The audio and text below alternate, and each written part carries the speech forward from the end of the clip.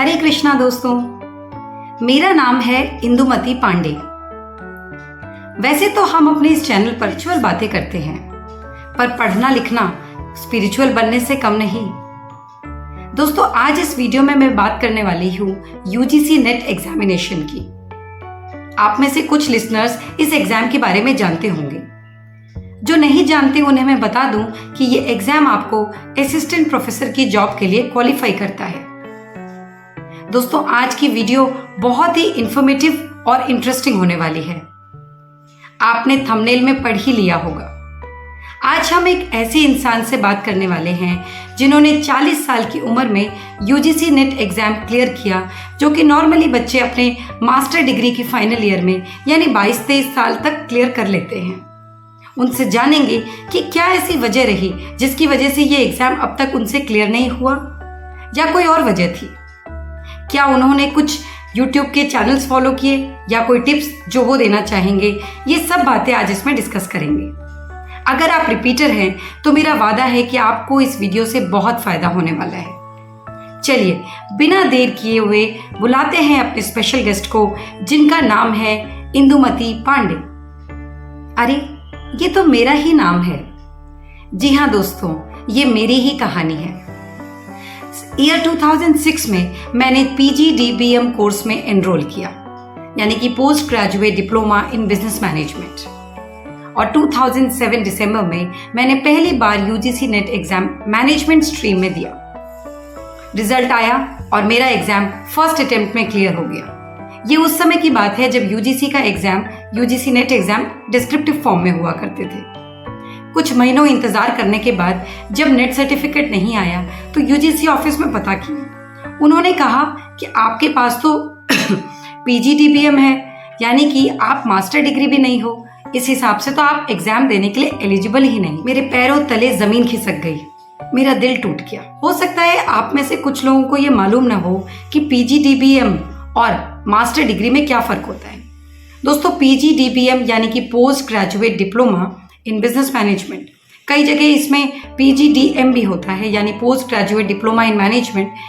ये एक diploma course होता है। यही मास्टर डिग्री एक मास्टर डिग्री प्रोग्राम है, डिप्लोमा नहीं। कुछ इंस्टीट्यूट्स के PGDBM कोर्स को मास्टर्स की इक्विवेलेंस दी गई है। इसका पता आप AIU की वेबसाइट पे विजिट करके लगा सकते हैं। लेकिन ज़्यादातर बच्चे जो कि छोटे शहरों से बड़े शहरों में MBA करने आते हैं, वो ये बात जानते ही नहीं हैं, और यही बात मुझे भी नहीं पता थी। इसी दौरान 2007 में मैंने MCOM में भी एनरोलमेंट कर लिया था। MCOM किया। कुछ ही दिनों के बाद MCOM कंप्लीट करने के बाद मैंने फिर से कॉमर्स में नेट का एग्जाम अपीयर किया। एग्जाम अच्छा हुआ, उम्मीद थी क्लियर हो जाएगा। जो पुराने पैटर्न थे उस हिसाब से अगर बात करूँ तो। लेकिन जब रिजल्ट आया तो वो पहला साल था जब परसेंटाइल सिस्टम लॉन्च हुआ था, और मैं कुछ ही नंबरों से रह गई। अब मेरा PGDBM और MCOM दोनों ही कोर्स कंप्लीट हो गया था और मैं फाइनेंस प्रोफाइल में जॉब करने लगी। ऐसे कई साल निकल गए। इंडियन प्राइवेट से लेकर कॉर्पोरेट तक हर तरह की नौकरी की। नेट तो दिमाग में आया ही नहीं। फिर कई साल बाद जब रियलाइज हुआ कि इस तरह की जॉब में वर्क लाइफ बैलेंस तो है ही नहीं, तो घर वालों ने कहा कि टीचिंग प्रोफाइल में शिफ्ट हो जाओ, उसके लिए नेट और PhD कर लो। फिर मैंने सोचा कि चलो ठीक है, मैं PhD में एनरोल कर लेती हूँ। 2021 में मैंने PhD में एडमिशन ले लिया। एंट्रेंस एग्जाम दिया, सिनॉप्सिस पास कराया, इंटरव्यू भी क्लियर हो गया। अब 2021 से PhD की जर्नी शुरू हुई, जिसमें कि पहले 6 महीने कोर्स वर्क था, वो भी कंप्लीट कर लिया। अब मेरे पास मेरी नौकरी, मेरा परिवार, क्योंकि अब तक शादी हो गई थी, और मेरे बच्चे, उनकी पढ़ाई और PhD की थीसिस राइटिंग, ये सारी चीजें अब मेरे पास थी करने के लिए। लेकिन नेट अभी भी भूली बैठी थी। मैं कुछ समय कोशिश करती रही सब कुछ बैलेंस करने की, लेकिन फिर रियलाइज हुआ कि कुछ तो ड्रॉप करना पड़ेगा। घर वालों ने कहा नेट का एग्जाम दे लो, जल्दी टीचिंग मिल जाएगी, क्योंकि PhD को कंप्लीट होने में समय लगेगा। तब मैंने निश्चय किया कि चलो ठीक है, अब नेट का एग्जाम की तैयारी करते हैं। फिर 2023 मार्च में मैंने नेट का एग्जाम देने के लिए फैसला किया, क्योंकि उस समय थोड़ा एग्जाम डिले चल रहे थे। तो मार्च में एग्जाम की डेट आई, मैंने एग्जाम अपीयर किया। एग्जाम बहुत टफ था। कोई चांस ही नहीं था क्लियर होने का, बट रियलाइज हुआ कि बिल्कुल अच्छी तैयारी करने के बाद ही एग्जाम क्लियर होगा, ऐसे बिना तैयारी के जाने का कोई फायदा नहीं। रिजल्ट आया, एग्जाम क्लियर नहीं हुआ। फिर पूरा साल बीत गया, दिसंबर में मौका ही नहीं मिला, क्योंकि इसी दौरान मैं एक फॉरेन बैंक को ज्वाइन कर चुकी थी। वहाँ वर्क लाइफ बैलेंस बिल्कुल नहीं था, बहुत वर्क प्रेशर भी था। करते करते 2023 पूरा बीत गया। 2024 की जनवरी में रियलाइज हुआ कि एक साल और बीत गए और अभी भी नेट क्लियर नहीं हुआ। फिर मैंने तैयारी की लग कर, और फिर मैंने 18 जून 2024 के एग्जाम में अपीयर किया। एग्जाम देखी आई, बहुत अच्छा एग्जाम हुआ। अगले ही दिन पता चलता है कि एग्जाम पेपर लीक हो गया और एग्जाम कैंसिल कर दिया गया। बड़ी निराशा हुई, क्योंकि यह मेरा चौथा अटेम्प्ट था। फिर वही एग्जाम यूजीसी नेट ने दोबारा कंडक्ट कराया, अगस्त से लेकर सितंबर तक के बीच में। मेरा एग्जाम शायद 4 सितंबर को था, 4 या 3। एग्जाम देकर आई, एग्जाम बहुत अच्छा हुआ। इस बार फुल चांस, क्योंकि जो भी गैप था वो मैंने जून से लेकर अगस्त तक के पीरियड में कवर कर लिया। एग्जाम देने के बाद घर वालों ने पूछा तो मैंने बताया कि एग्जाम बहुत अच्छा हुआ, चांस भी है क्लियर होने। इस बार एग्जाम क्लियर नहीं हुआ तो मैं दोबारा नेट का एग्जाम नहीं देने वाली। और दूसरी तरफ मेरा पीएचडी थीसिस राइटिंग चल ही रहा था, जो कि मुझे 2024 के दिसंबर में जमा करने का टारगेट था मेरा। सितंबर वाला पेपर मेरा 5वां अटेम्प्ट था। तैयारी अच्छी थी, रिजल्ट सही आने की उम्मीद भी थी। फिर रिजल्ट आया, एक मैं आपको रिजल्ट देख के बताती हूँ। कॉमर्स का यूआर कैटेगरी में कट ऑफ था 97.79 और मेरा स्कोर था 97.36। 0.43 से मेरा नेट रह गया, यानी कि 5th अटेम्प्ट में भी मेरा एग्जाम क्लियर नहीं हुआ।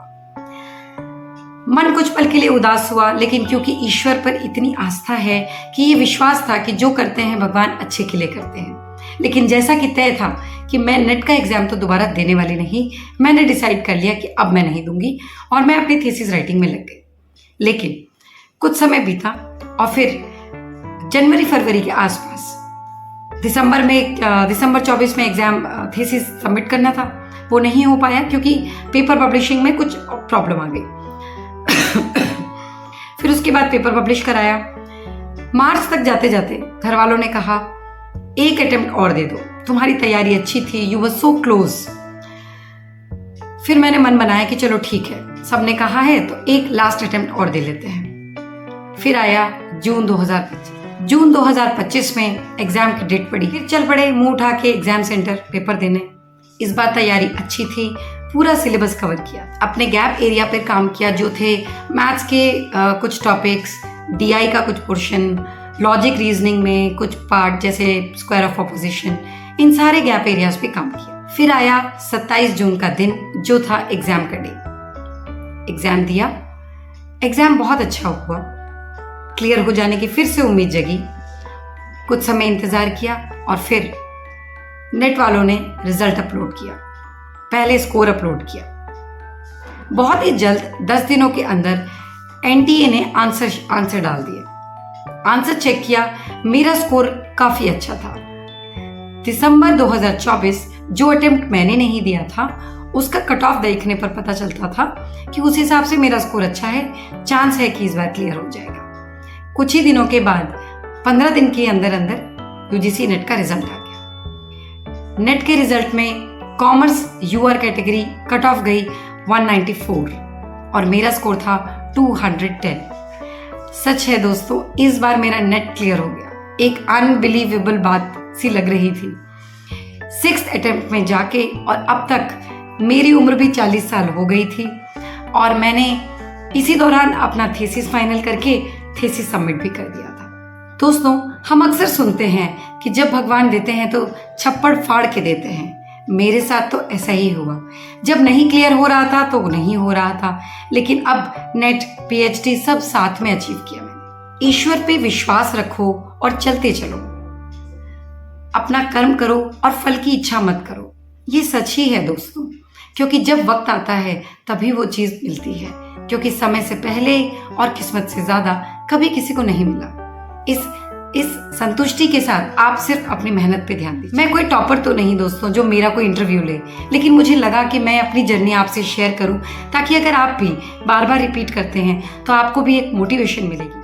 I always believe that success is a state of mind. ये एक मानसिक स्थिति है। ऑल इंडिया रैंक लाना, टॉपर होना सिर्फ यही सक्सेस नहीं है। सबके जीवन में अपनी अपनी चुनौतियां हैं, उनको पार करके कुछ पाना ये भी सक्सेस। किसी और से खुद की तुलना को करके खुद को बेकार समझना बिल्कुल गलत है दोस्तों, क्योंकि आप अपनी चैलेंजेस को ओवरकम करके कुछ पाते हैं तो आप सक्सेसफुल। हर दिन अपनी कमियों पर काम करना सक्सेस है दोस्तों।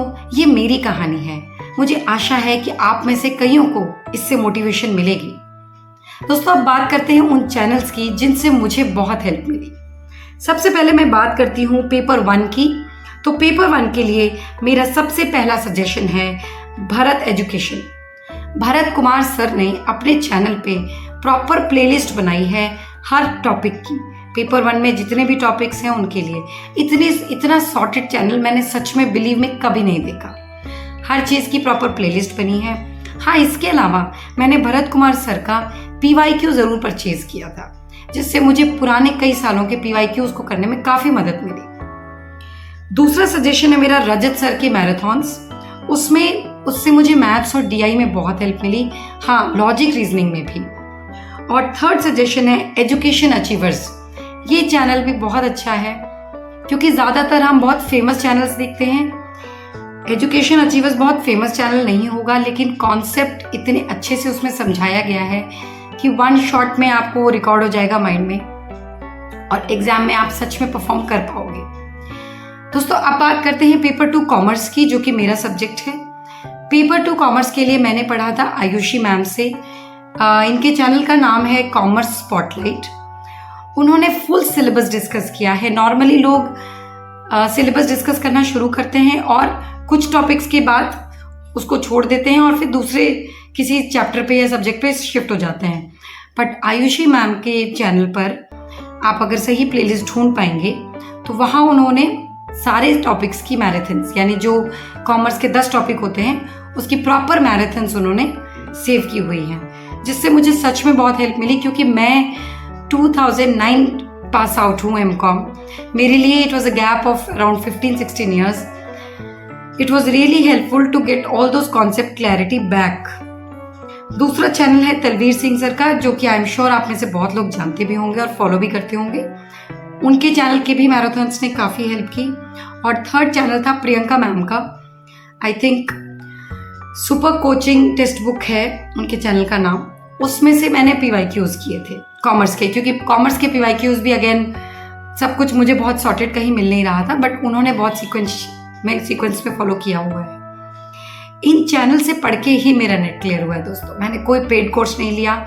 मैं बहुत गैप के बाद अपनी किताबें उठा रही थी, बट मैं आपको विश्वास दिलाती हूँ कि अगर आप सीरियसली इन चैनल्स को फॉलो करेंगे टाइम रहते, तो आप ज़रूर अपना नेट क्लियर कर पाएंगे। किसी भी पेड कोर्स की ज़रूरत नहीं पड़ेगी आपको। लास्ट में मैं सिर्फ इतना ही कहना चाहूँगी दोस्तों, अगर आपको मेरी ये कहानी पसंद आई तो आप प्लीज़ मेरे चैनल पर विजिट करिए। हम अपने इस चैनल पर बहुत सारी स्पिरिचुअल बातें हैं, जिसमें कि हम आपको ये बताते हैं कि किस तरह से भगवत गीता, जो कि एक लाइफ मैनुअल है, उसको फॉलो करने से हमारे जीवन को हम परिवर्तित कर सकते हैं, ट्रांसफॉर्म कर सकते हैं, अपने और दूसरों की लाइफ को बहुत इजी बना सकते हैं। इस वीडियो में इतना ही दोस्तों। मिलते हैं किसी और मोटिवेशनल या स्पिरिचुअल वीडियो में। तब तक के लिए हरे कृष्णा।